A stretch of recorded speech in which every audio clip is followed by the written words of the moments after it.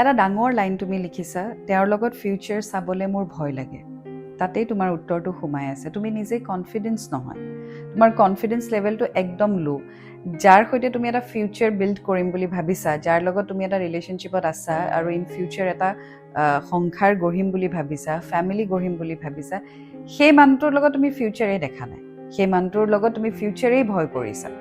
চ' ইয়াত তুমি নিজে এটা প্ৰব্লেমৰ আনচাৰটো দিয়ে দিছা ক'ত তোমাৰ ভয়টো।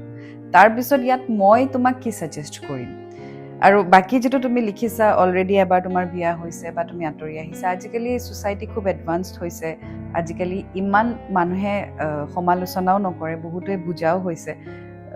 ছ'চাইটি লৈ পেলাই বস্তুবোৰ এডাপ্ট হয় ন, চেঞ্জবোৰ আহিছে। চ' তেনেকৈ মানুহে আজিকালি আঁকোৱালিও লৈছে, ৰেচপেক্টো কৰে ডিচিশ্যনছবোৰ। চ' পাষ্ট ইজ পাষ্ট, তোমাৰ লাইফত আগতে যি হ'ল হৈ গ'ল, সেইটোৰ পৰা তুমি ওলাই আহি পেলাই এতিয়া এটা নতুন ৰিলেশ্যনশ্বিপত সোমাইছা।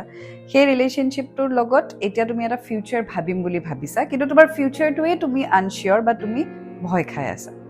গতিকে তেনে ক্ষেত্ৰত তুমি জানিব লাগিব যে তুমি সেই ফিউচাৰটো লৈ কনফিডেণ্ট হয় নে নহয়, সেই মানুহজনক লৈ তুমি কনফিডেণ্ট হয় নে নহয়। যদি কনফিডেণ্ট নহয়, কি ক্ষেত্ৰত কনফিডেণ্ট নহয়, সেইকেইটা বস্তু তুমি প্ৰপাৰলি তেওঁৰ লগত ডিছকাছ কৰিব লাগিব, because it is about your life.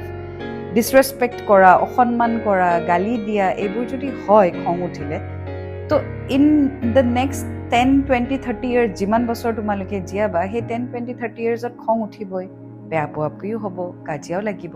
চ' সেইটো সময়ত কি হ'ব? চ' এতিয়া এই মুহূৰ্ততে তুমি ডিচিশ্যনটো ল'ব লাগিব যে তুমি তেওঁৰ লগত ক্লিয়াৰলি কথাখিনি পাতি এটা ফিউচাৰ ঠিক কৰিবা, নে তুমি এনেকৈ ভয়কৈ এটা ফিউচাৰ আগবঢ়াবা। চ' কথাটো তুমি ডিচাইড কৰিব লাগিব। That's all.